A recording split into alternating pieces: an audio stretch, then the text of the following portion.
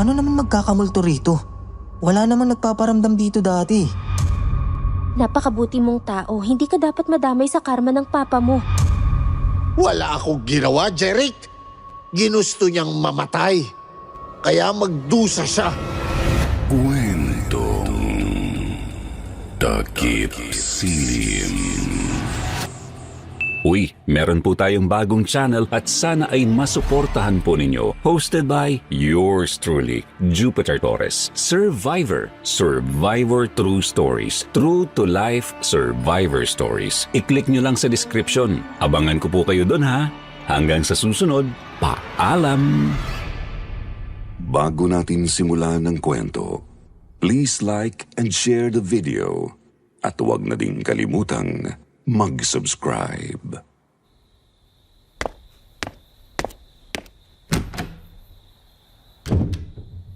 Ba't ang dilim ng bahay? Saan ba mga tao rito? Tsaka, ba't ang init?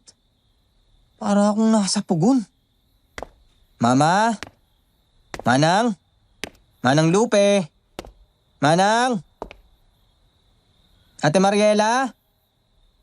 San po ba kayo? Ate? Wala talagang katao-tao. Anong amoy yun? Ba't parang may nasusunog? Teka, usok? May usok? Nasusunog ang bahay? Saan ba? Doon! Doon galing! Ano ba kasing meron? Ah! Ah! Ah! Panaginip? Anong nangyari sa bahay sa panaginip na yun? Andito pa pala ako sa apartment. Hayop na bangungot yun ah. Bakit may nakabigting babae? May tumatawag. Hello? Sino? Sir Jeric, si mama niyo po nasa ospital. Ano po?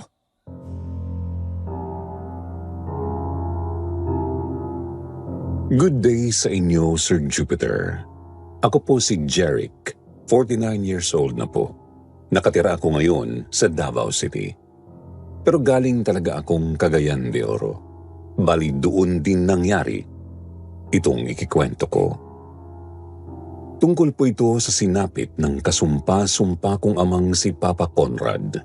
Isang napakasalbahing tao. Tipikal na mayamang maraming tinatapakan makuha lang ang gusto. Maski nga kami mismo ni Mama ay pagdurusa ang inaabot sa kanya.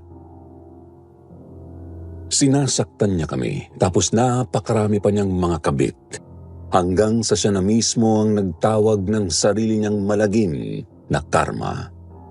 Isang karmang literal na malaimpyerno. Nakakaangat po kami sa buhay, Sir Jupiter. Mataas po kasi ang ranggo ni Papa sa isang car dealership. Ang mama ko naman ay manager sa isang luxury hotel. Bago siya nagretiro para tutukan ang hardware business namin. Ako naman ay nagtatrabaho bilang accountant sa Cebu ng mga panahong ito. Mas pinili ko po kasing magtrabaho para sa ibang kumpanya dahil ayokong makasama lagi si Papa Conrad. Nakakainis ding isipin na palagi siyang pinagtatakpan ni Mama.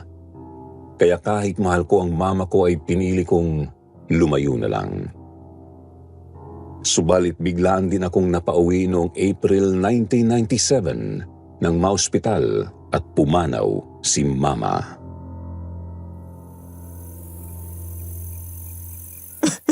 Hindi, Mama. Hindi pwede to. Bakit niyo po ako iniwan, Ma? Ma!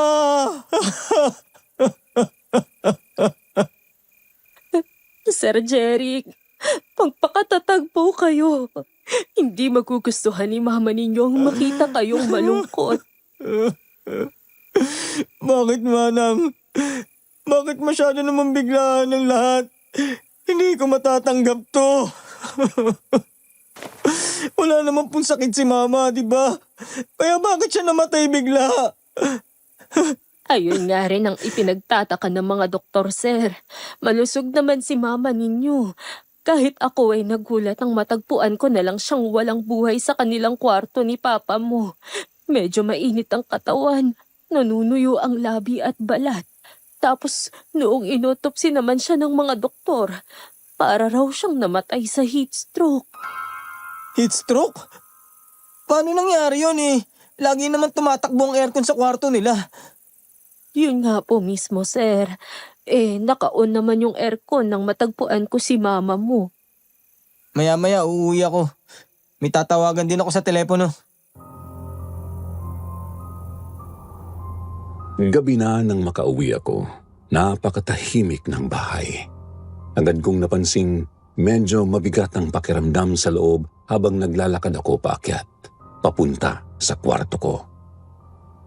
Nilapag ko ang travel bag ko sa sahig ng silid at humiga muna ako sa kama.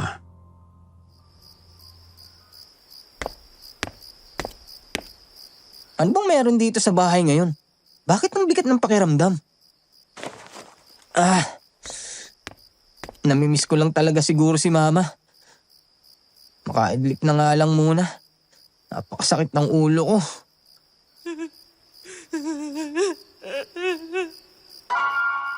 Ano yun?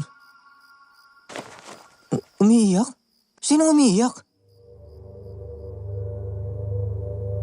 Sinubukan kong tukuyin ang pinagmumulan ng naririnig kong iyak, Sir Jupiter. Natumbok kong doon yun sa may likod bahay namin, sa may garden.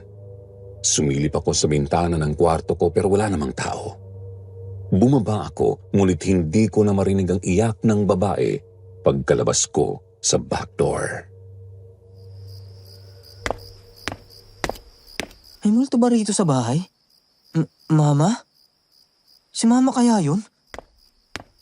Guni-guni ko lang siguro. Aray, ang sakit talaga ng ulo ko. Teka, ano yun? Natigilan ako nang may makita akong kulay puti sa pinagtatamnan ng mga rosa, Sir Jupiter. Naroroon yun nakalapag sa mismong lupa. Isang bracelet na ang beads ay mga puting synthetic crystals tapos may maliit na palawit. Letter A na gawa sa silver. Kay Ate Mariela to ah. Paano kaya to nakarating dito? Tsaka pagkakaalam ko, 5 buwan nang mula nung lumaya siya rito sa bahay. Sayang, di ko na siya naabutan. Itago ko na lang siguro to.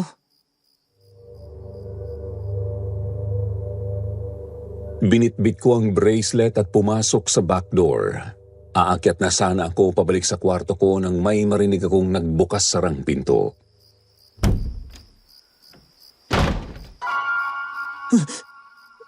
Wisit, minumulto nga yata talaga ako.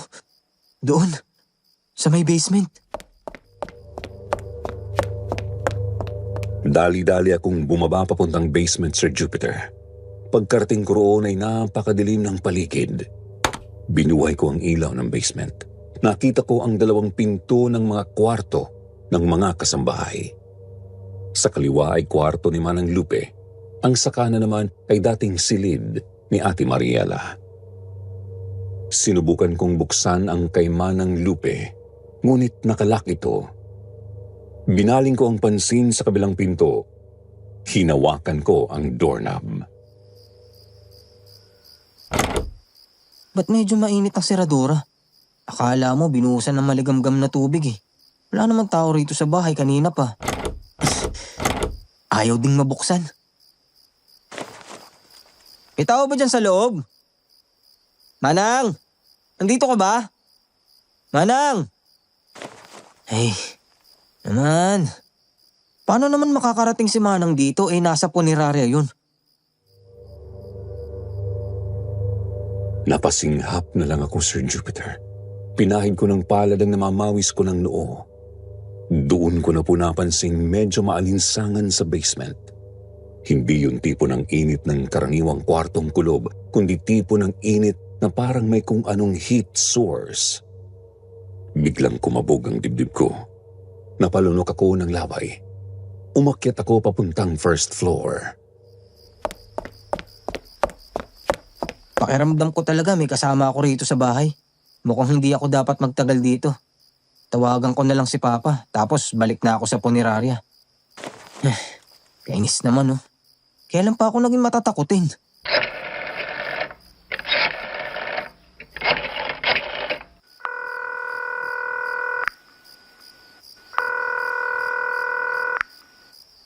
Hello, sino ba to? Gabing-gabi na, tsaka tumatawag. Hello pa, nasaan ka na ba? Kanina ka pa namin hinihintay doon sa punerarya. Hindi ako pwede. May company trip kami sa Manila. Mag-withdraw na lang kayo ng panggasto sa burol at libing. Company trip? O bakasyon kasama ng kung sino na namang babae mo? Magdahan-dahan ka sa pagsasalita mo, Jeric. Bakit? Totoo naman eh. Marami kang babae. Kaya nga siguro inatake sa puso si mama eh. Dahil napuno na sa katarantaduhan mo. Kapag talaga ako nakauwi, dila mo lang talaga ang walang latay sa aking bata ka. Bubugbugin mo ako? Sige, gawin mo. Sawa na ako sa demonyo ka. Namatay na't lahat si mama. Hayop ka pa rin. Panahon na para palagang ka. Nakakainis ka, Papa. Nakakainis. Nakakainis. Sandali kong nakalimutan ang pangingilabot sa bahay noon, Sir Jupiter. Oo, tarantado ang papa ko. Pero di ko inaasahang wala pa rin siyang patawad kahit sa pagkamatay ni Mama. Pinilit ko na lang pakalmahin ang sarili. Naligo, nagbihis at umalis na pabalik ng punerarya. Tinanong ko po si Manang Lupe noon kung may napapansin ba siyang parang nagmumulto sa bahay. Pero wala naman daw. Kaya ipinagpalagay na lang naming baka nagpapaalam nga lang si Mama. Lumipas ang mga araw, Sir Jupiter, hindi po talaga dumating si Papa Conrad sa burol ni Mama. Nailibing na nga lang at lahat si Mama, wala pa rin kahit anino man lang ni Papa. Hanggang sa sumapit ang ikalawang gabi matapos ang libing. Ang gabi kung kailan tila dinuraan ni Papa ang puntod ni Mama. Napakalungkot na ng bahay. Si Mama na lang talaga ang dahilan kung bakit umuwi pa ako rito eh. Sir Jeric, wag po kayong mawala ng pag-asa. May alam naman kayo kung paano patakbuhin ang negosyo ninyo, hindi ba? Siguro yun na po muna ang paglaanan ninyo ng oras sa ngayon. Talagang yun ang gagawin ko, Manang. Si Mama ang nagpalago ng negosyo. Dugot pawis niya yun. Hinding-hindi ko hahayaang sirain lang yun ni Papa. Ang totoo, nakapagpasa na ako ng resignation letter sa trabaho ko sa Cebu. O siya, sir. Pasok lang po ako sa bahay, ha? Maghahanda na ako ng hapunan natin. May gusto ba kayong kainin? Kayo na pong bahala, Manang. Kotse? Si Sir Conrad. Tumating din ang damuho. Medyo kabado ako noon, Sir Jupiter. Hindi ko alam kung ano ang mangyayari sa paghaharap namin ni Papa Conrad. Oo, galit na galit ako sa kanya. Kinasusuklaman ko siya. Ilang ulit ko na siyang nabubulyawan sa tawag pero hindi ko naman kasi ugaling magsimula ng gulo sa personal. Yun nga lang ay tuluyan na akong nagalburoto nang maipasok na ni Papa ang kanyang kotse sa garahe. Kung kailan nailibing na si Mama tsaka ka lang uuwi? Anong klaseng tao ka ba? Pagod ako, Jeric. Gusto ko munang magpahinga.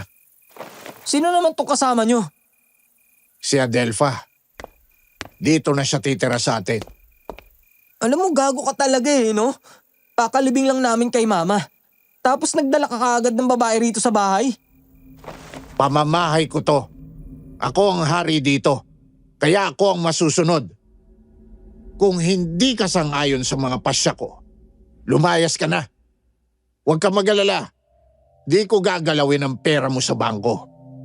Bahay nyo ni Mama to. Bahay natin to. Hindi lang to sa'yo. Wala kang karapatang bastusin ng tahanan natin pa. Sinabi ko na, di ba? Kung di ka sang-ayon, lumayas ka na. At uulitin ko, pagod ako. Gusto ko muna magpahinga. Tabi. Halika na, Adelpha. Ha? Oo. Talagang nagpuyos ako sa galit noon, Sir Jupiter. Ayun nga, kalilibing pa lang namin kay Mama tapos nagdala na agad ng kapalit si Papa. Pinakuan ko ng napakatalim na titig ang babae. Baka sakaling mahiya ito at hindi na tumuloy. Pero yumuko lang ito. Ramdam ko nga lang na nalulusaw na ito sa hiya. Kaya dinadasal ko noon na sana magkusa na itong mawala sa buhay namin. Sir, heto na po ang kape nyo. Salamat, Manang. Nakatulog ho ba kayo ng maayos? Hindi. Nabubuisit akong isiping may higa dito sa bahay. Ay, hindi talaga maawat si Papa ninyo, sir? Ayan at nagdala na talaga ng kirida rito sa bahay. Oo nga at wala na si Mama mo. Pero sigurado namang ilang linggo o buwan na sila niyang Adelpha na yan. Ngayon, may babae na namang magdurusa dito sa bahay. Na naman? May iba pa po ba, Manang? Ha? Si Mama niyo po, sir. Oo nga, si Mama niyo. Tsaka si Mariela. Ay. Saan na kaya si Ate Mariela ngayon, ano? Sana maayos na ang buhay niya ngayon. Buti talaga at naisipan niyang lumayas dito sa atin. Wala na po akong balita doon sa dating kasabahay pero sana nga nasa maayos na siyang kalagayan ngayon. Magandang umaga po. Anong kailangan? Sabi ni Conrad, maghatid daw po kayo ng almusal sa kwarto, Manang. Gusto raw po niya ng tapsilog. Adelpha, di ba? Po?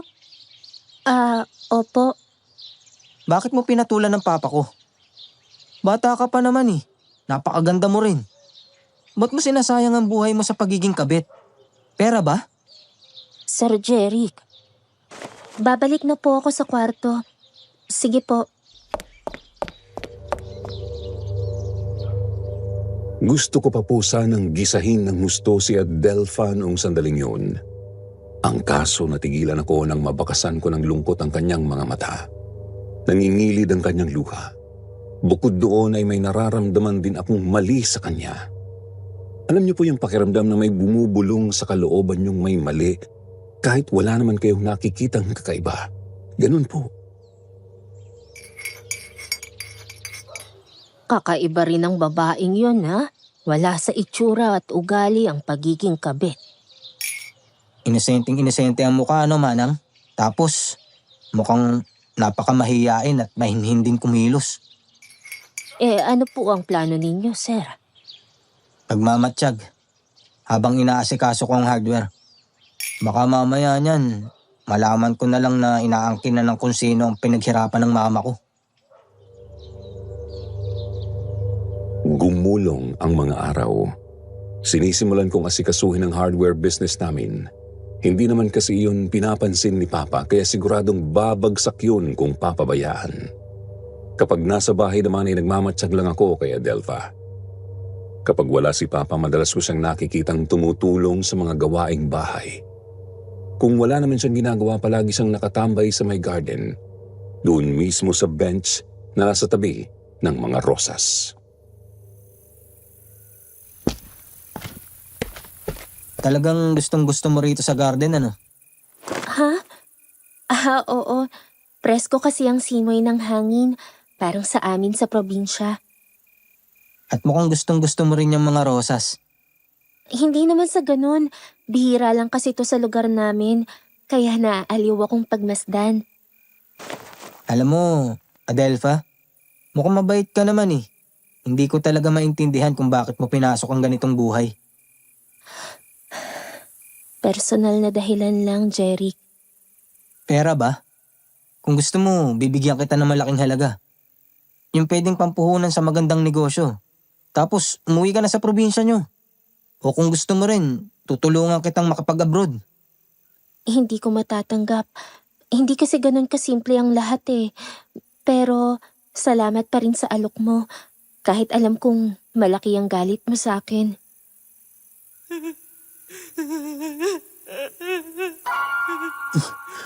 Yung iyak, andyan na naman. Iyak? Anong iyak? Hindi mo ba naririnig? Yung umiiyak na babae. Ang lakas pa nga eh. Umiiyak? Babae? Wala naman ah. Nagpalinga-linga ako, Sir Jupiter. Wala akong makitang pwedeng pinagmumulan ng naririnig kong iyak. Hindi rin naman kasi pwedeng galing yun sa kapitbahay. Napakatataas naman kasi ng mga bakod namin. Kung may umiyak man sa kabilang dako, hindi na yun dapat ganun kalinaw. Ang naririnig ko po kasi ay sobrang linaw po talaga. Tipong nasa harap ko lang ang pumapalahaw. Ang kaso, ang mga tanim na rosas lang naman ang kaharap ko noon. Jeric, ayos ka lang ba? Pinagpapawisan ka na ng gusto oh. Ha? Oo, ayos lang ako. Guni-guni ko lang siguro yun. Pagod lang siguro to. Pagpahinga ka na lang muna siguro. O baka gusto mo kuhanan kita ng gamot? Hindi na, itutulog ko na lang to. Sige, pasok muna ako. Agad din naman pong nawala ang narinig kong iyak, Sir Jupiter. Ngunit lumakad pa rin ako papasok ng bahay. Pawis na pawis. Nagtataka kung bakit maalinsangan ang panahon. Ano kaya talaga yung iyak na yun? 2 beses ko nung naririnig yun eh. Ibig sabihin, hindi lang yung guni-guni. May multo nga rito sa bahay. Pero, paano naman magkakamulto rito? Wala naman nagpaparamdam dito dati. Hindi rin naman yung tunog ng boses ni Mama. Dumiretso ako noon sa kwarto ko at umidlip. Pasado 6:00 na po nang bumangon ako at bumaba para kumain. Tutuloy na po sana ako sa kusina nang mapadaan ako sa hagdan papuntang basement. Noon din po ay nakaramdam na naman ako ng kakaiba, Sir Jupiter. Parehong-pareho sa kilabot noong nakaraang binaba ko ang basement. Napalunok ako ng laway. Ramdam na ramdam kong may kung sino roon. Dahan-dahan at tahimik akong bumaba hanggang sa nakita kong may nakatayo sa harap ng dating kwarto ni Ate Mariela. Adelpha, anong ginagawa mo dyan? Jeric? Nagwawalis lang. Bakit nakatitig ka dyan sa pinto ni Ate Mariela? Mariela? Si Ate Mariela, yun yung kasambahay namin na naglayas daw. Sabi ni Mama at Manang. Naglayas? Dahil sa kahayupan ni Papa. Sir Jupiter, agad kong nabanaag sa sandaling tumalim ang mga mata ni Adelpha sa narinig. Ngunit muli rin naman itong lumambot. Pansin kong nangingilid din ng kanyang luha. Napansin ko rin po noong medyo uminit na naman ng bahagya ang pakiramdam ko. Salbahing tao si Papa. Ewan ba't di mo pa rin yung nakikita. Ay, sana lang talaga di mo danasin ang pagkatarantado nun. Saan na yung si Ate Mariela ngayon? Hindi na namin alam. Basta huling uwi ko nung nakaraang taon, nandito pa yun eh. Tapos pagbalik ko nitong burol ni Mama, wala na siya. Sayang lang di ko lang siya naabutan. Baka tinulungan ko pa siyang makalayas ng maayos. Alam mo na, para makasiguradong ligtas siyang makakauwi. Mabait naman din kasi yun. Mahiyain at tahimik din tulad mo. Pagkatapos kong mapadaldal ng konti ay niyaya ko na siyang maghapunan. Respeto lang ba kahit hindi ko pa rin gustong nasa bahay siya? Pero tumanggi siya. Hihintayin daw muna niya si Papa. Kaya naman nauna na lang ako sa kusina. Naroroon si Manang Lupe at saktong katatapos lang niyang magluto. Kaya naman naupo na ako para maghapunan. Si Adelpha naman ay umakyat na papunta sa kwarto nila ni Papa. Manang Lupe, yung kwarto po ni Ate Mariela, natingnan niyo paglayas niya? Oo, syempre. Natignan ko. Wala na nga roon ang mga gamit niya. Bakit mo biglang nabanggit, Sir Jeric? Nakita ko kasi si Adelpha na nakatayo roon sa harap ng kwarto ni Ate Mariela. Nagwawalis lang daw. Naisip ko lang, baka may natira pang gamit ng dating kasambahay doon. Baka may naiwang sulat o ano, tapos tinago nyo lang. Ano bang problema ng babaeng yun? At ba masyado siyang bumibida rito sa bahay? Manang, yung naisip ko po ang pag-usapan natin. Ha? Wala namang naiwang sulat doon, sir. Wala pong naiwang kahit ano si Mariela. Nanahimik na lang po ako, Sir Jupiter. Yun ay kahit kinukutuban ako kay Manang Lupe. Hindi ko masabi noon kung ano ang hinala na yon. Pero ramdam kong hindi sa komportable na pag-usapan ang tungkol sa dati naming kasambahay. Medyo namumutla po kasi siya at halatang kinabahan sa tanong ko. Nagpatuloy ako sa pagkain. Pagkatapos ay bumalik na sa kwarto para asikasuhin ang iilang mga dokumento ng negosyo namin. Mga bandang 10:00 naman nang maulinigan kong dumating si Papa. Katapat lang ng kwarto ko ang kanila kaya dinig na dinig ko nang magwala na naman ang tarantado. Di ba sinabi ko na ba sa'yo? Huwag ka nang mangingialam dito sa bahay. Ang likot-likot mo. Ba't ka ba kasi nakarating doon sa basement, ha? Anong nangyayari doon? Wala ka namang sinabing ganun eh. Naglilinis lang naman ako, Conrad. Ano bang masama doon? Talagang sumasagot ka pa, ha? Sumasagot ka pa? Hindi na maganda to. Pupuntahan ko. Conrad, ano ba? Nasasaktan ako! Conrad, tama na! Aray!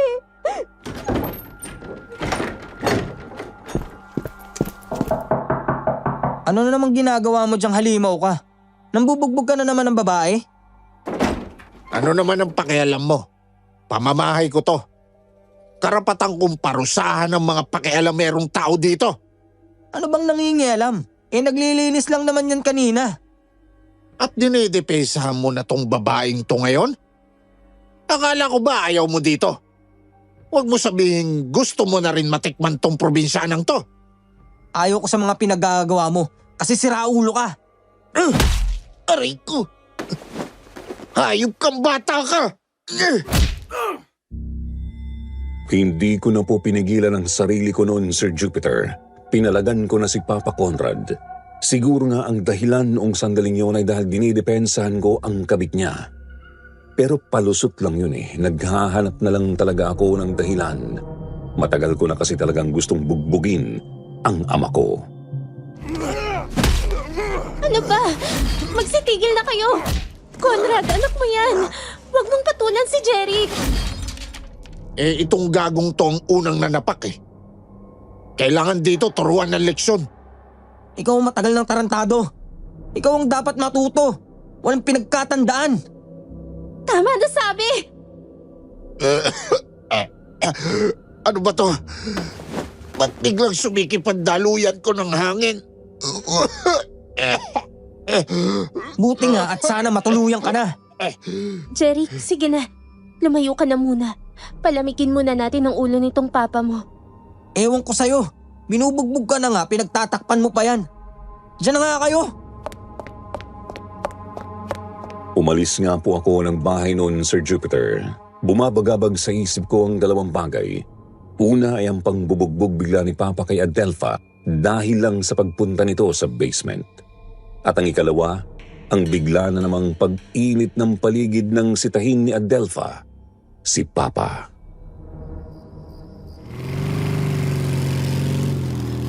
Ano nga kaya talagang meron sa bahay? May kasama talaga kaming multo eh. Tapos bigla-bigla pang umiinit ang pakiramdam ko. Sinong maligno kaya talaga ang nasa bahay at anong pakay niya sa amin? Dumiretso ako sa isang bar para magpalipas ng oras. Mga bandang 1:00 na nang umuwi ako. Hindi naman po ako naglasing dahil magmamaneho pa ako. Nang maigarahe ko ng motorsiklo ay papasok na sana ako sa bahay. Subalit, natigilan ako nang may naulinigan na naman ako at sa pagkakataong yun ay hindi na lang isa ang naririnig ko. Sila na naman. May mga boses. Dalawa na sila. Hindi na talaga tama to. Doon. Doon sa likod ng bahay galing ang mga boses. Kailangan kong malaman kung sino ba talaga yung multong yan. Ayun. May babae sa mga rosas. Sir Jupiter, kitang-kita kong may babaeng nakatayo sa may mga rosas doon sa garden. Nakatalikod yun, bagamat pareho ang tindig at hubog ng katawan kay Adelpha. Natatanglawan siya ng mga ilaw sa bakuran.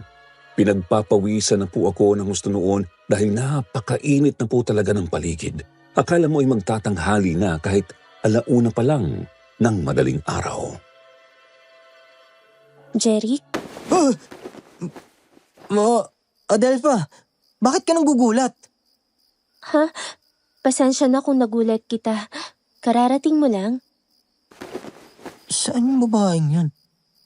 Jeric, sinong hinahanap mo dyan? Ha?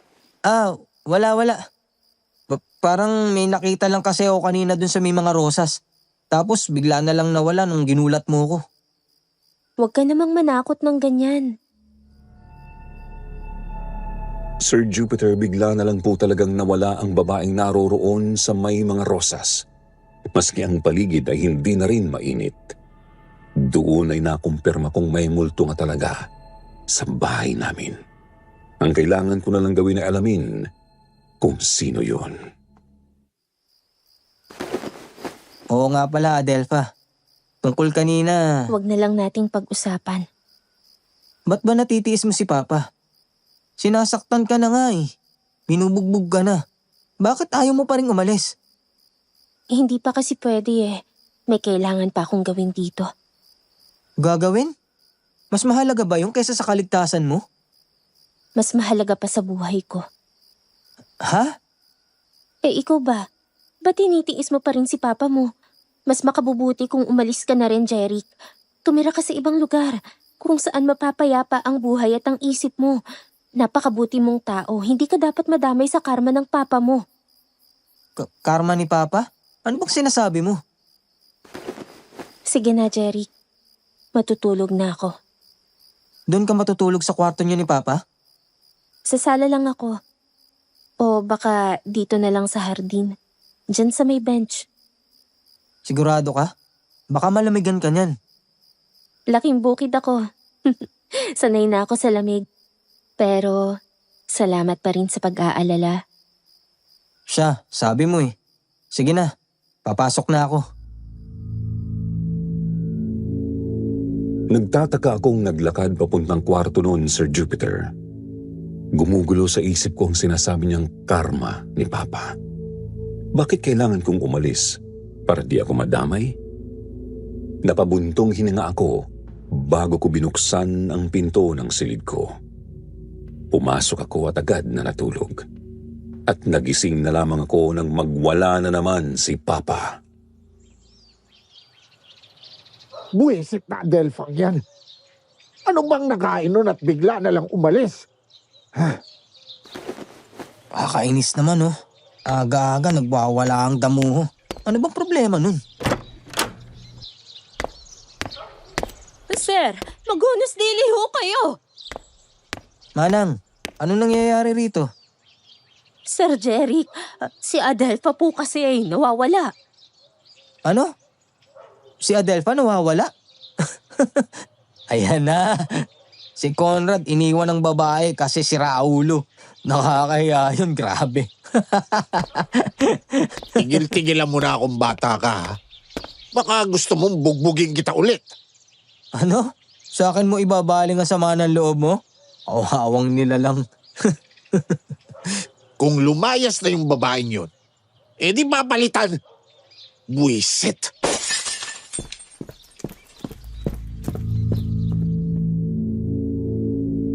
Nakahinga ako ng maluwag nang malamang wala na si Adelpha sa bahay. Natutuwa akong makitang inis na inis si Papa Conrad. Inisip ko rin noong may sapat na akong panahon para planuhin kung ano ang gagawin kung sakali mang may babae na namang iuwi si Papa. Ang hindi ko alam, Sir Jupiter, matinding hilakbot na pala ang susunod na mangyayari noong araw ring yun. Sir Jeric, si Papa niyo na aksidente. Tumawag siya sa akin galing sa ospital. Ano po? Paano aksidente? Dali-dali kaming pumunta ng ospital ni Manang Lupe. Doon ay nalaman naming wala naman palang malalang injury si Papa. Subalit, May babae. May babae sa kotse ko. Papatayin niya ako. Manang Lupe! Papatayin niya ako! Sir, ano ho bang babae ang sinasabi niyo? Ayaw mo pa nun? May babae sa kotse mo? Papatayin niya ako. Gusto niya akong patayin. Mainit. Napakainit. Nakakapaso sa loob ng kotse. Masyadong mainit. Mainit? Diyos ko! Pati kayo, Sir Conrad! Alam niyo po ang tungkol sa kakaibang init sa bahay, Manang? Ha? Ay, kay mama ninyo po, sir. Yung kakaibang kinamatay ng mama ninyo. Sabihin niyo nga, Manang. Ano ba kasi yung kakaibang pagpaparamdam sa bahay? Imposibleng ako lang ang nakakapansin eh. May multo sa bahay at sigurado kung alam niyo rin yun. Sir Jeric, Ayoko na. Ilayo niyo siya sa akin.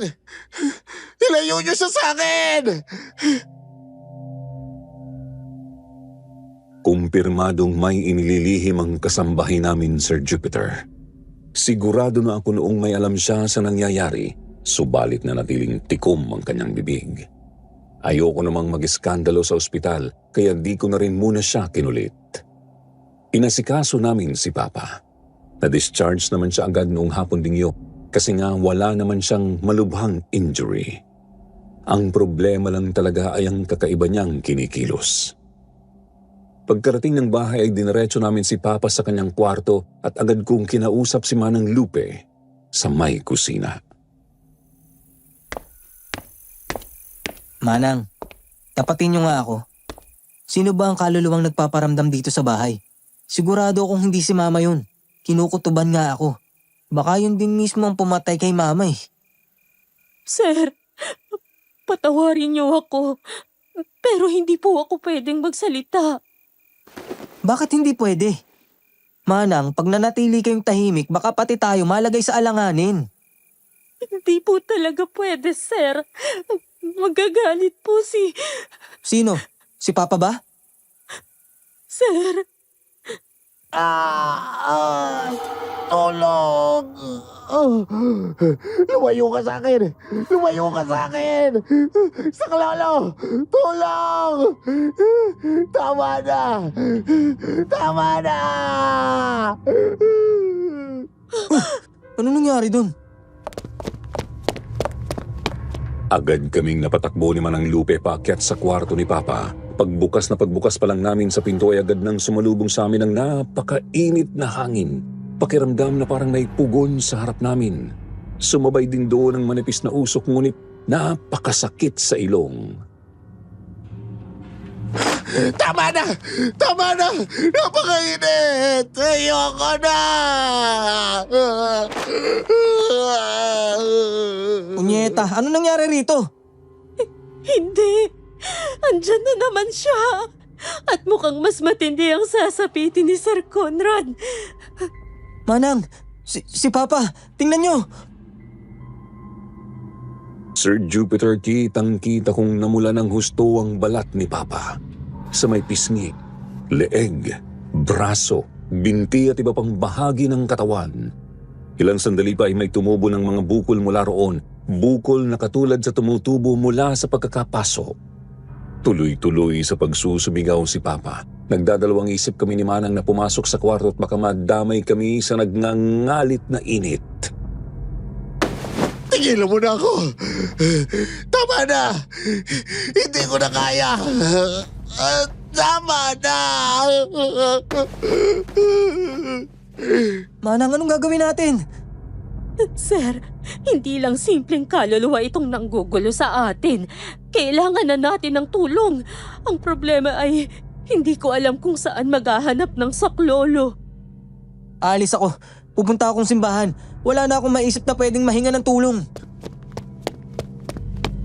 Noon din ay dali-dali akong umalis papuntang simbahan, Sir Jupiter. May nakausap akong isang pari na may alam sa eksorsismo. Mabilisan kong inilarawan sa kanya ang nangyayari kay Papa at sa bahay. Sa palagay niyo ho, Father, ano bang nangyayari sa amin? Hindi ko masasabi hanggat hindi ko nakikita ang bahay ninyo, iho. Pero sigurado akong may napakadilim na presensyang nakakabit sa iyo ngayon. Presensya? Hindi pa malinaw sa akin ang itsura niya. Pero may nakikita akong maitim na makapal na usok na pumapalibot sa iyo ngayon. Usok? Yun nga po. May kung anong usok sa bahay. Pero manipis lang naman po ang nakikita namin. Kailangan kong mapuntahan agad ang bahay ninyo. Titingnan ko kung ano ang magagawa ko. Sige po, Father. Tara po. Naghanda ng kanyang mga gamit ang pari, Sir Jupiter. Pagkatapos ay agad na siyang sumama sa akin. Medyo tumatayo ang balahibo ko sa kanya dahil napakatalim ng titig niya sa akin. Ngunit ramdam kong hindi para sa akin ang titig na yun, kundi para sa kung anumang sumpa na nakadikit sa akin. Nandito na po tayo, Father. Tuloy po kayo. Diyos ko, bakit ganito dito sa bahay ninyo, iho? May problema po ba, Father? Itong bahay nyo, punong-puno ng napakakapal at maitim na usok. Mas matindi pa sa usok na pumapalibot sa iyo. Mas matindi pa sa pumapalibot sa akin? Por Diyos, por Santo, napakadilim na sumpang bumabalot sa buong bahay ninyo. Hindi ko sigurado kung kakayanin ko ba ito. Pero bahala na. Susubukan ko ang makakaya ko. Puntahan natin ang papa mo. Sinamahan ko ang pari papunta sa kwarto ni Papa, Sir Jupiter. Habang naglalakad ay tuloy-tuloy siya sa pagtingin sa paligid. Kitang-kita ko sa kanyang mukhang matinding pagkabahala. Sinulubong naman kami ni Manang Lupe na nakatayo pa rin sa labas ng kwarto. Sigaw pa rin ng sigaw si Papa Conrad ni hindi sa sumasagot kapag kinakausap. Kaya niyo po ba ang init, Father? Kaya ko pa naman, iho. Papasok na ako sa loob. Diyan lang kayo sa may pinto. Mag-ingat ho kayo. Huwag niyo pong pilitin kapag alanganin na talaga, Father. Maiintindihan po namin. Pumasok ang pari sa kwarto ni Papa. Maya't maya niyang pinapahiran ng panyong namamawis ang lieg at mukha. Halata ko ring kinakabahan siya ng gusto. Naiintindihan ko naman po yun, ngunit hindi ko maiwasang mangamba para sa kanyang kaligtasan. Kinuha niya ang isang rosaryo, bote ng holy water at Biblia sa kanyang bag. Pagkatapos ay nagsimula na siyang manalangin. Kakayanin kaya talaga ni Father to, Manang? Manalig na lang tayo, sir. Magdasal din tayo ng atin. Nagsimula ang pare sa pagbibindisyon ng kwarto ni Papa Conrad. Kitang-kita ko kung paanong nahahawi ang manipis na usok kapag natatamaan ng holy water. Pero bumabalik din ito agad. Pagkatapos ay sinuot ng pari sa leeg ni Papa ang rosaryo.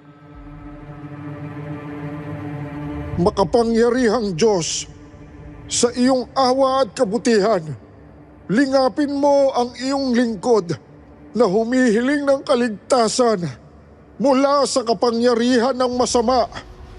Ipagkaloob mo sa amin ang lakas at proteksyon ng iyong Espiritu Santo at balutin mo kami ng iyong liwanag upang walang kadilimang makagagapi sa amin. Lumalapit kami sa iyo nang may tiwala sa kapangyarihan ng iyong pangalan at sa iyong anak na si Hesukristo na nagtagumpay laban sa kamatayan at nagpalayas ng lahat ng puwersa ng kaaway. Sa kanyang pangalan, sinisimulan namin ang ritual na ito. Humihingi kami ng tulong mula sa mahal na Birheng Maria, kay San Miguel Arcangel, at sa lahat ng iyong mga santo. Naway ipadama mo sa amin ang iyong presensya at ipakita mo ang iyong kapangyarihan. Hinihiling namin ito sa pamamagitan ni Kristo na aming Panginoon. Amen.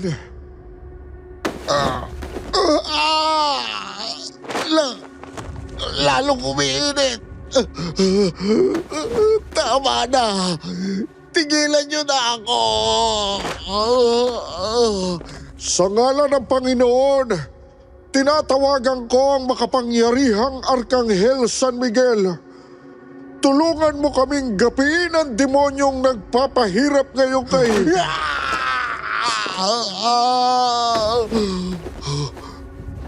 Hindi ito maaari. Masyado siyang malakas. Diyos ko. Aray ko. Father, ayos lang po ba kayo? Father! Padre, anong nangyari? Ba't bigla na lang kayong tumilapon? Kitang-kita ko mula sa bukas na pinto ang nangyari. Bigla na lang napigtas ang rosaryong nasa leeg ni Papa. Kumalat ang mga butil nito sa kung saan-saan. Kasabay noon ay mas lalong uminit ang kwarto pagkatapos ay bigla na lang tumilapon ang pari papunta sa dingding. Paglapit namin ni Manang Lupe ay agad ko ring napansing namumula na ang balat ni Father. Ang kanyang kaliwang pisngi nga po ay may isang medyo maliit na lapnos. Napatingin din ako sa sahig. Katabi ng pari ay naroroon ang krusipeo ng rosaryo. Nang itim ito na animoy naging uling. Father! Father! Nangihina na siya, Sir Jeric. Kailangan natin siyang maidala sa ospital.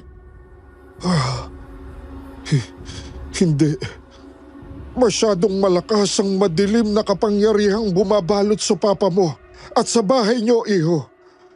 Hindi ko ito kaya. Huwag na ho kayo magsalita. Dadalhin ko kayo sa ligtas na lugar. Ang papa mo, kinuha na siya ng impyerno. Impyerno?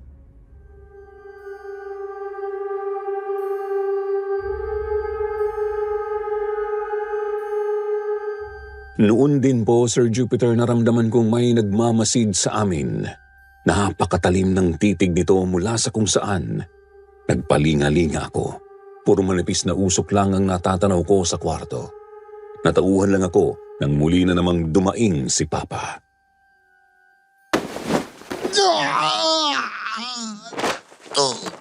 Tulong! Napakainit! Saklolo! Manang Lupe, kayo po munang bahala rito. Dadalhin ko lang sa ospital si Father. Agad ko pong isinugod sa pinakamalapit na ospital ang pari, Sir Jupiter. Pagdating doon ay agad naman po siyang inasikaso ng doktor. Ang nakita nilang sintomas ay mukhang na-expose sa matinding init ang matandang pari. Iho, hindi kayo ligtas sa bahay niyo. Iwan niyo na ang lugar na yon. Di ko nga lang alam kung lulubayan ba kayo na sumpa kapag umalis na kayo. Father, magpahinga na po muna kayo. Huwag niyo na po muna kami masyadong isipin. Sa bulsa ng pantalong ko. Tingnan mo. Po? Diyan sa kanan. May napulot ako kanina sa kwarto. Teka po ha. Ano ho ba? Paano po napunta sa inyo to? Sir Jupiter, gulat na gulat ako nang makuha sa bulsa ng pari ang puting bracelet ni Ate Mariela. Yun po yung bracelet na puti at may letter A na pendant. Sabi niya ay nakuha raw niya iyon sa may ulunan ni Papa Conrad.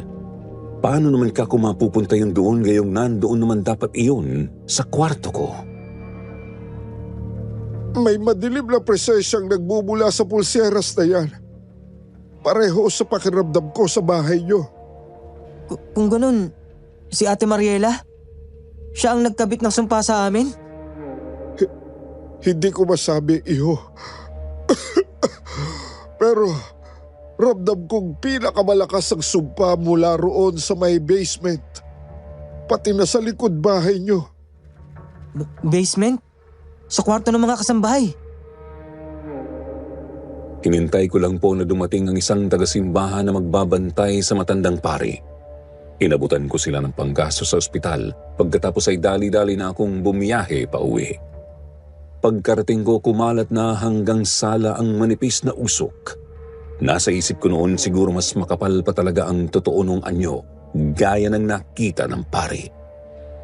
Nakiramdam ako. Totoo ngang masyado yung nakakasulasok, napakasakit sa ilong. Mas matindi pa ang epekto kung ikukumpara sa itsura nitong manipis.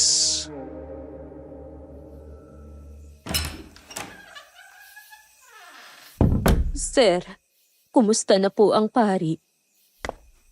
Manang, akin ang susi ng kwarto ni Ate Mariela. Bakit po? May kailangan lang akong tingnan sa loob ng kwartong yun. Sabi ni Father, dun daw ang pinakamalakas ng sumpa. Pero sir, hindi po pwede. Ayaw nyo? Wawasakin ko ang pinto. Teka, sir. Sir Jeric! Sir, sandali lang po! Sir! Dire-diretso akong bumaba papuntang basement.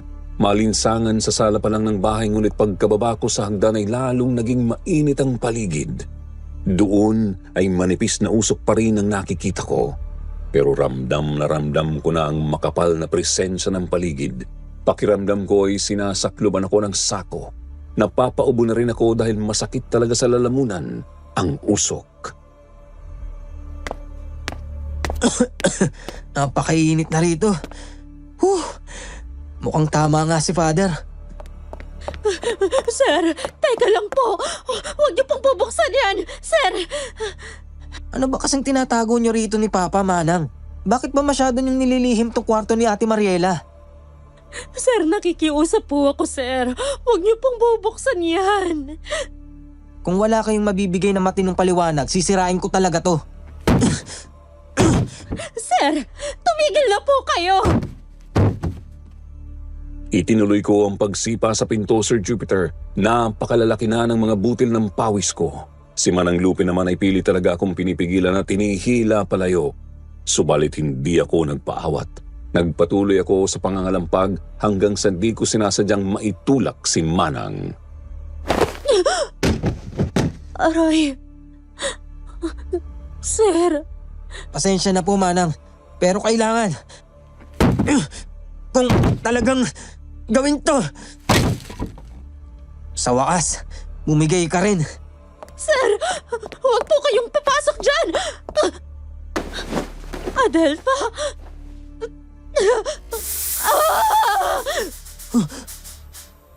Manang! Hindi ko inaasahan ang nadatnan namin sa loob, Sir Jupiter. Maski si Manang Lupe ay mukhang gulat na gulat din. Nakita po kasi naming naroroon si Adelpha. Nakabigti, walang anumang saplot at puno ng paltos ang buong katawan.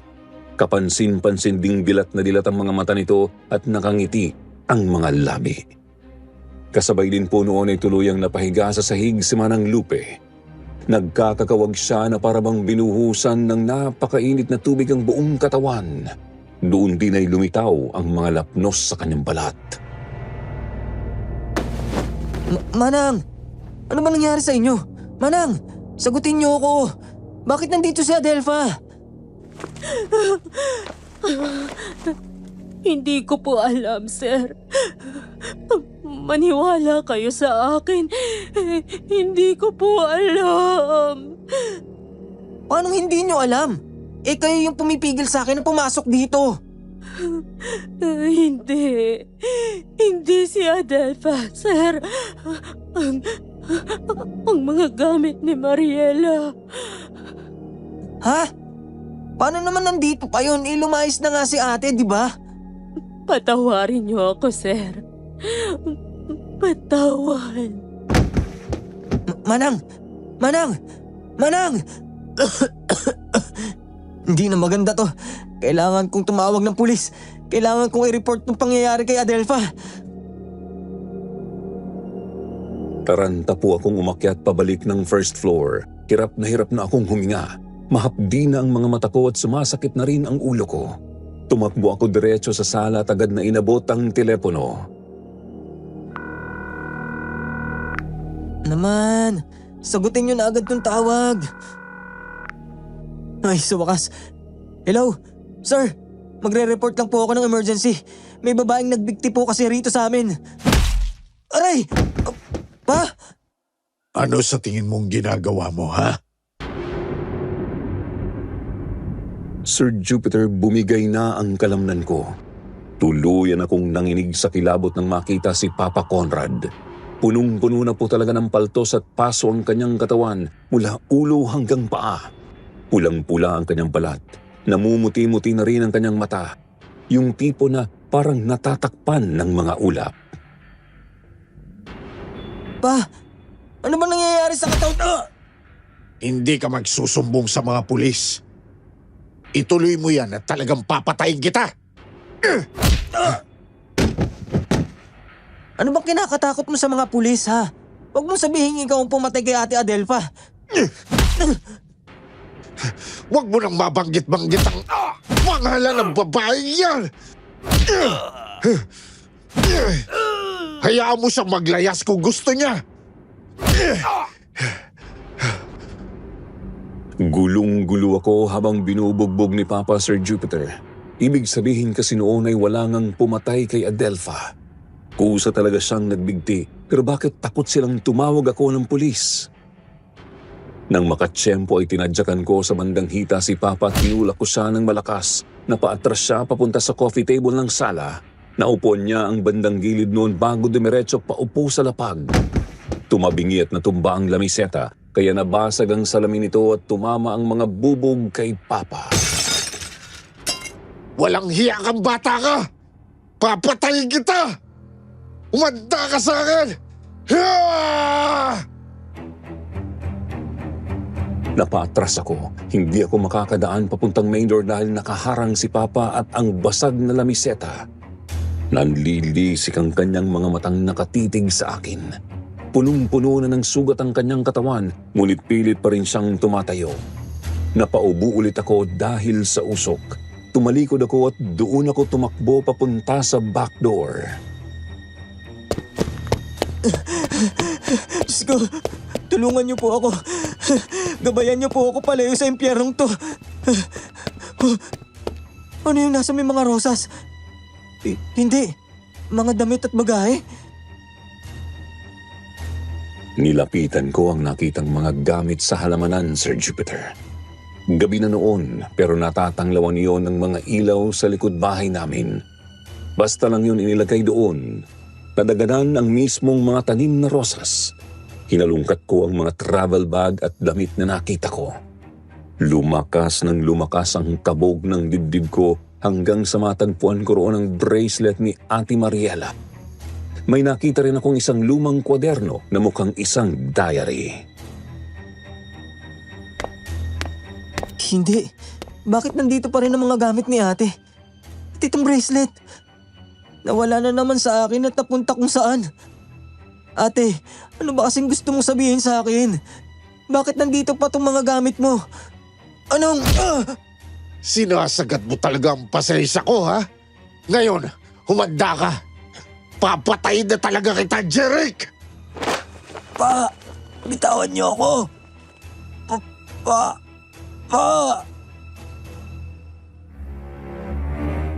Napatihaya ako nang bigla na lang akong sipain ni Papa. Nabitiwan ko ang bracelet at ang notebook. Agad din niya akong kinumbabawan at sinakal. Noon din po, Sir Jupiter, narinig ko na naman ang nakakakilabot na iyak ng multo. At sa pagkakataong yon, malinaw ko na siyang nakikita. Nakasalampak sa tabi ng kanyang mga gamit. Ate Mariela, hindi. Imposible. Ay, ang tao ka. Anong ginawa mo sa katulong namin? Ako? Wala akong ginawa, Jeric. Ginusto niya yan. Ginusto niyang mamatay. Nagbigti siya ron sa kwarto niya. Ginusto niya yan. Kaya magdusa siya. Demonyo ka. Nagbigti siya dahil diablo ka. Makapangyarihan ako, Jeric. Alipin lang si Mariela. Laruan ko lang si Mariela.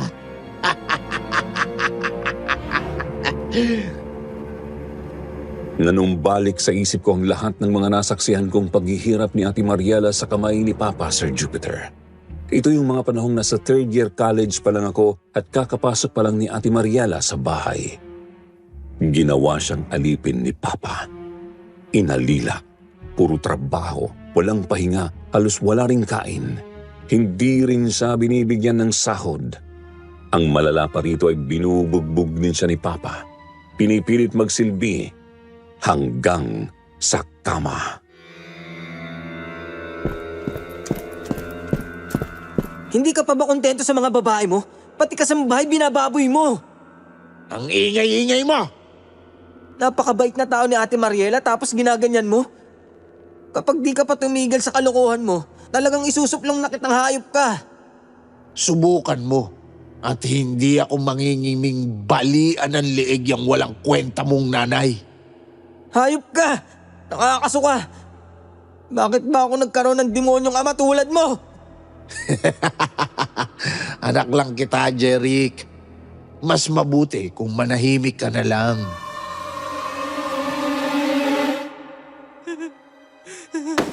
May araw ka rin, demonyo ka. May araw ka rin. Ako? May araw? At ano?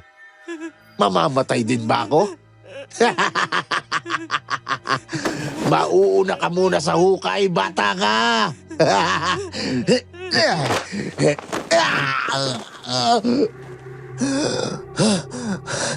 Ano nangyari? Ang init. Bisit. Ano ba kasi tong init na to?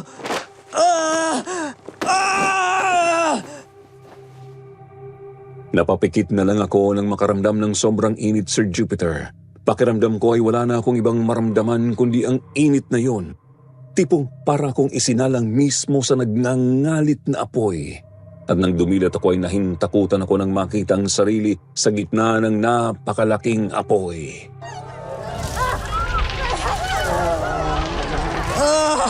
Ang init! Hindi! Bakit ako napunta rito? Diyos ko! Hindi! Tulong! Ayoko na! Ayoko na! Tama na! Tama na!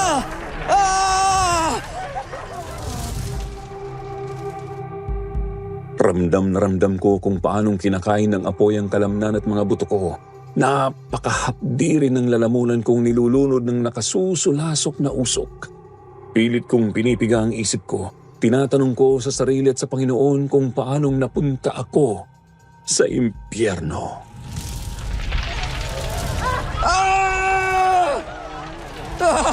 Panginoon! Bakit niyo po ako pinadala rito sa impyerno? Anong kasalanan ko sa inyo? Ano? Panginoon, dingin niyo ako! Sagutin niyo ang tanong ko!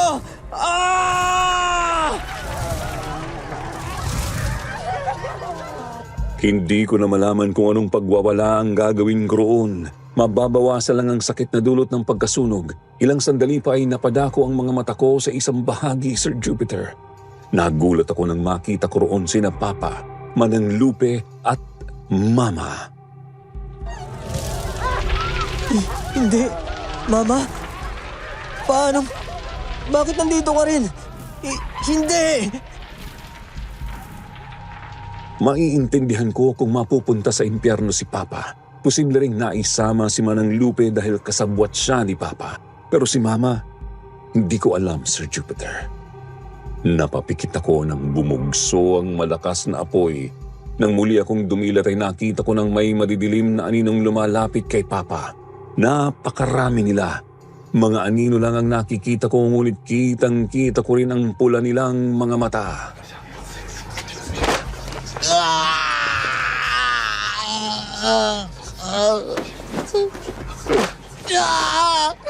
Hindi! Tulungan niyo ako! Tigilan niyo ako! Lumayo kayo sa akin! Tama na! Lumayan niyo na ako! Ano ba?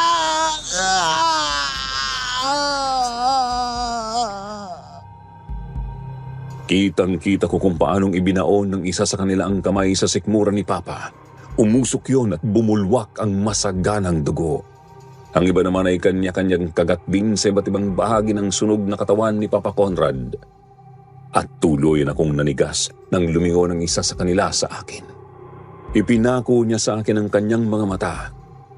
Pamilyar na pamilyar sa akin ang titig na yon, Sir Jupiter. Parehong-pareho sa nararamdaman kong nagmamasid sa bahay. Hindi! Anong gagawin mo sa akin? Huwag! Diyan ka lang! Diyan ka lang! Huwag ka lalapit! Huwag! Sinubukan kong tumalikod upang takbuhan ang pumapalapit na anino, Sir Jupiter. Ngunit hindi ko maigalaw ng maayos ang katawan ko. Sa halip ay napatihaya lang ako sa apoy. Narinig kong umalingaw-ngaw sa isip kong karimari-marim na halakhak ng halimaw. Tuloy-tuloy lang ako sa pagsusumigaw hanggang sa may marinig na naman ako sa isip ko. Hindi ka dapat nandito, Jeric. Sino yan? Hindi ka dapat kasama rito. Nadamay ka lang. Anong gagawin mo sa akin? Nagulat ako nang may palad na humawak sa isang braso ko. Napalingon ako, ngunit agad din akong napapikit nang maramdaman ko na namang binabayo ako ng malakas na apoy. Pakiramdam ko ay umiikot-ikot ang apoy na yon sa buong kalamnan ko hanggang sa naramdaman ko na lang na nakahiga na ako sa lupa. Dumilat ako at nakita ko ang sarili sa garden namin. Hinahambol ang paghinga. Patay na ang mga ilaw sa bakuran, pero kahit papaano may malamlam na liwanag naman ng kalahating buwan. Napakainit pa rin ang paligid. Pawis na pawis pa rin ako. Tinignan ko ang balat ko, wala naman akong paso. Nagpalinga-linga ako. Nakita ko si Papa na hinang-hinana, namimilipit pa rin sa lupa. Binaling ko ang tingin sa may mga rosas at nakita ko roong nakatayo si Adelpha. Katabi ng umiiyak pa ring multo ni Ate Mariela. Kung paano namin nakitang nakabigti ang kabit ni Papa ay ganoon din ang itsura ng kanyang katawan. Walang anumang suot at puno ng lapnos at paso. Kahit ang dating napakagandang mukha ay hindi na rin maipinta.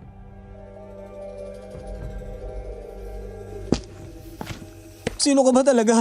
Anong kailangan mo sa amin ng pamilya ko? Sinabihan na kita, Jeric. May kailangan akong gawin dito. Mas mahalaga pa sa buhay ko. Kailangan kong makapaghiganti. Kailangan kong iganti ang kapatid ko. Kapatid? Kapatid mo si Ate Mariela? Patawarin mo ako kung nadamay ka, Jeric.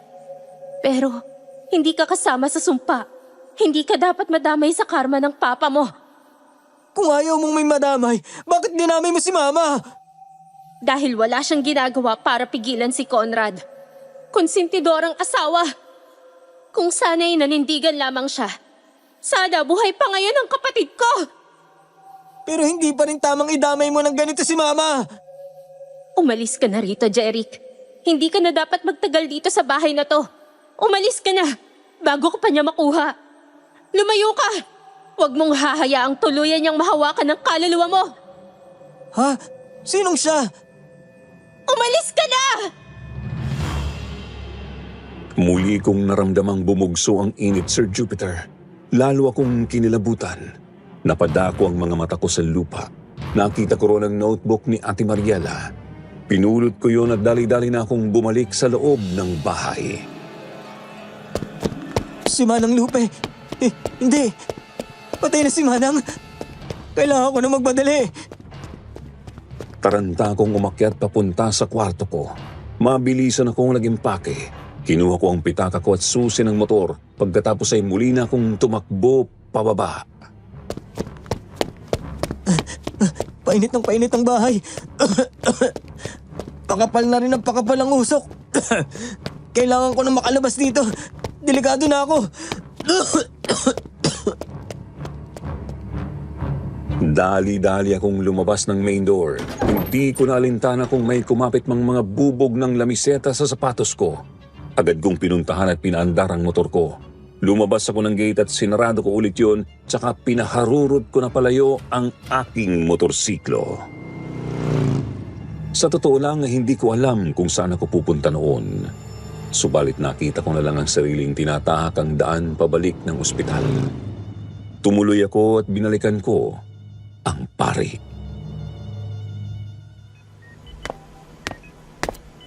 Magandang gabi ho, Father. Magandang gabi rin, iho. Mukhang may nangyaring hindi maganda sa'yo. Napakatindi ng nangyari, Father. Napakalagim. Pwede mo bang ikwento sa akin? Opo, pero bago po yun. Father, pasensya na po talaga ha. Wala na po kasi kung ibang alam na pwedeng puntahan. Natatakot din akong lumapit sa ibang pare. Baka kasi sapitin din nila ang dinanas nyo. Ayoko nang madagdagan pa ang mapahamak dahil sa gulo sa bahay. Nauunawaan kita, iho. Father, huwag po kayong magugulat ha. Pero palagay ko, dinala ako ng sumpa sa impyerno. Impyerno? Mahirap pong ipaliwanag eh. Basta nakita ko lang po ang sarili ko sa gitna ng malaking apoy. Maski sina Papa, Mama at Manang Lupe ay naroon din. Hindi ako kumbinsidong impyerno nga ang nakita mo, iho. Kapag kasi napunta ka ro, himala na lang ang makapagpapabalik sa'yo o ang Panginoon mismo. Sa palagay ko ay kasama sa madilim na sumpang kumapit sa inyo ang lugar na yon. Pero kailangan mong magpunta na simbahan ngayon din, iho. Siguro nga yun po ang mas dapat kong gawin, Father. Hindi ganun kasimple ang ibig ko sabihin. Po? May nakabuntot sa'yo. Hindi na lang yan basta usok. At wala akong lakas ngayon para harapin yan.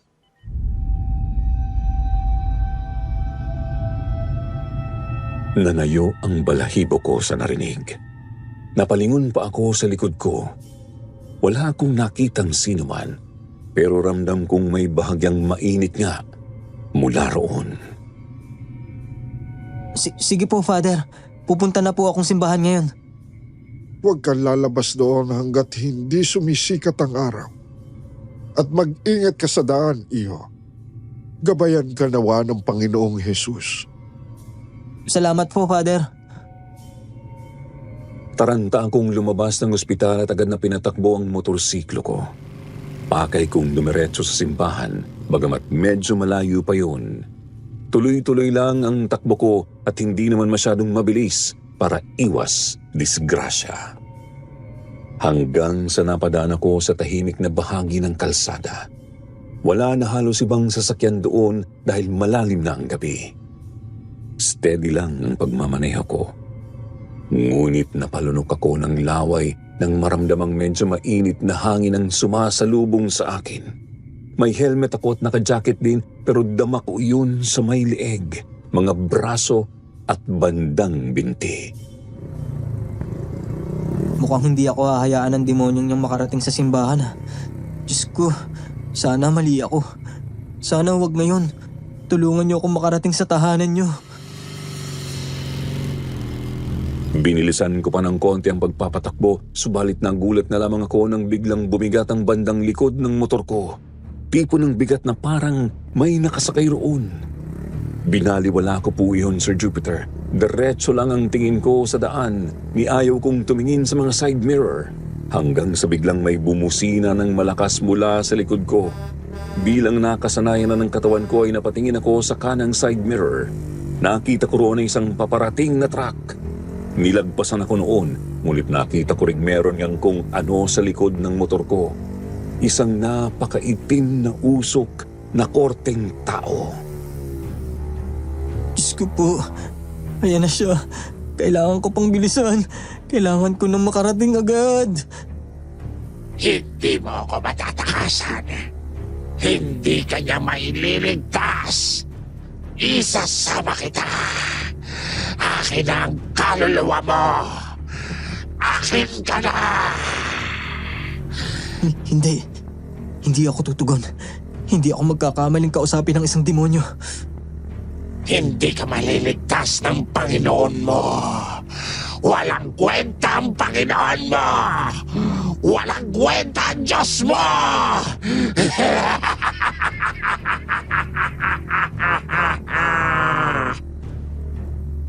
Tuloy-tuloy sa panggagambala sa pandinig at isip ko ang halimaw, Sir Jupiter. Nanginginig na ang kalamnan ko. Pilit ko lang pinapanatiling diretso ang pagmamaneho ko. Ang dinadasal ko na lang noon ay sana makaligtas ako o sana guni-guni lang ang lahat. Ilang minuto pa ay natanaw ko na ang simbahan. Malapit na. Malapit na ako. Konti na lang. Makakarating na ako. Konti. Hindi ka makakatakas. Hindi! Hindi! Hindi!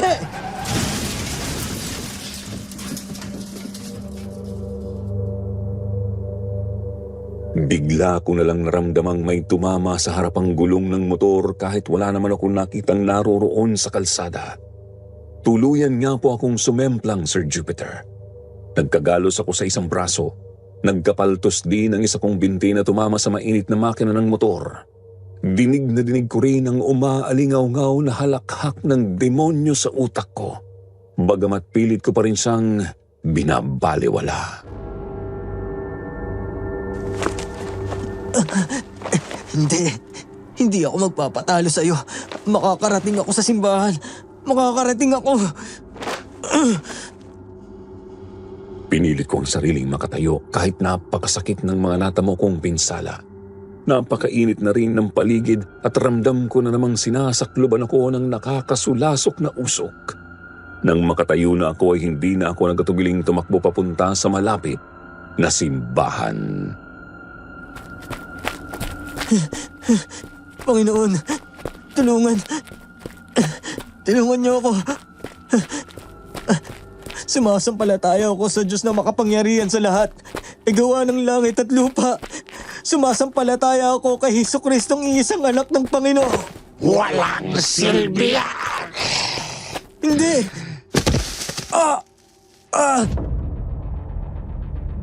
Sa pagtakbo ko ay bigla na lang may humila sa binti kong may paltos. Naramdaman kong uminit ang binti kong yun. Tapos ay bigla na lang akong napasubsob sa lupa. Hindi! Mukhang ito na ang katapusan ko. Hindi! Sumama ka na sa akin. Akin ang kaluluwa mo. Akin ka na. Akin.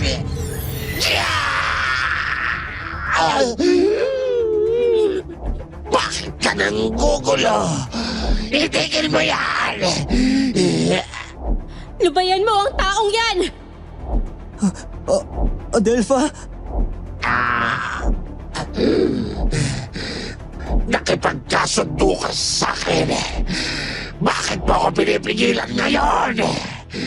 Wala na to sa kasunduan natin. Ang sabi ko, ang mga nananakit lang kay ate ang kunin nyo. Wala ka rin sinabing hindi ko isasama ang isang ito. Gusto kong kunin ang isang ito. Manahimik ka na! Nagsimulang mag-usal si Adelpha ng kung anong dasal, Sir Jupiter. Noon din po ay nagsumigaw ang demonyo na parabang nahihirapan at nasasaktan. Lalong uminit ang paligid. Nagtiim ang mga bagang ko dahil hindi ko na kayang nakakangilong mga boses sa utak ko. Ilang saglit pa ay nakita ko na lang na unti-unti nang naglalaho ang usok na hugis tao sa dilim. Hindi! Hindi pa ako tapos. Babalik ako. Babalik ako!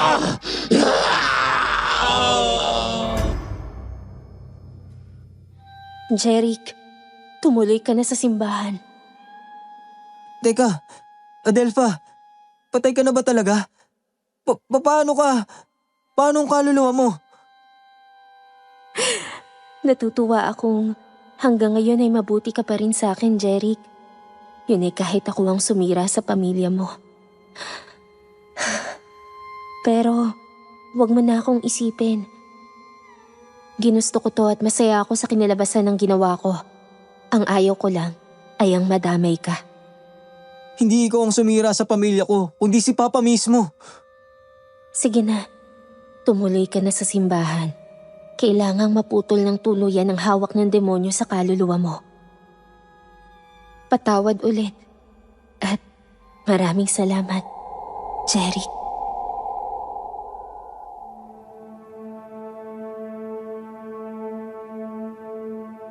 Sinunod ko po ang sinabi ni Adelpha, Sir Jupiter. Tumuloy nga po ako sa simbahan. Ikinuwento ko sa isa pang pari ang lahat. Doon din po ay dinasalan nila ako. Idinaan nila ako sa proseso ng deliverance upang tuluyang mawala ang kapit ng demonyo sa akin. Isinuko ko rin sa kanila ang puting bracelet upang tuluyan ng matahimik ang sumpang nakakapit doon. Nang sumunod na araw naman po ay nabalitaan kong nasunog ang buong bahay namin. Walang natira, maski isa. Naabo ang mismong bahay pati ang lahat ng mga halaman sa bakuran at garden. Hindi ko po ikakaila, Sir Jupiter. Napakahirap sa akin na makamove on mula sa bangungot na yon. Mabuti na lang at tinulungan naman ako ni na Father. Naging aktibo na rin ako sa mga gawain ng simbahan. Kung wala ako sa nabili kong bahay o sa negosyo, ay sa simbahan ko ibinubuhos ang oras ko. Ipinagpatuloy ko po yun hanggang sa noong nagkapamilya na ako. Mag-ingat sa mga nakakasalamuhan natin. Maging mabuti sa lahat ng oras. Hindi lamang para makaiwas sa matinding karma, ngunit dahil mas mabuti nang magpakabuti.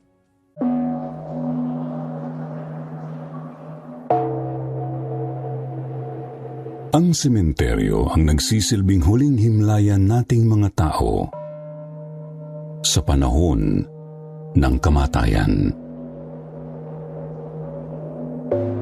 Dito pumapahinga ang pisikal na katawan habang pumapayapa sa kabilang buhay ang kaluluwa. Ang kaso sa maraming pagkakataon sadyang hindi nakakamtan ng isang kaluluwa ang kapayapaan. Nagiging dahilan ito ng kanilang pananatili rito sa lupa.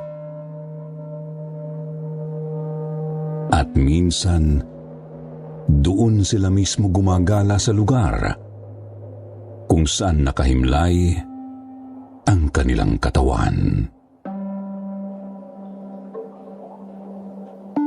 Sa episode natin ngayon, pakinggan natin ang kwento ng dalawang senders na nakaranas ng kababalaghan mismo sa sementeryo. Anong mga multo kaya ang kanilang nakasalubong? At bakit kaya hindi natahimik ang mga ito?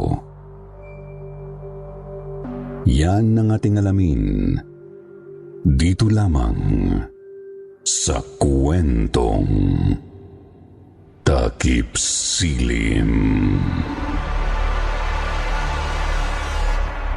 Leonora.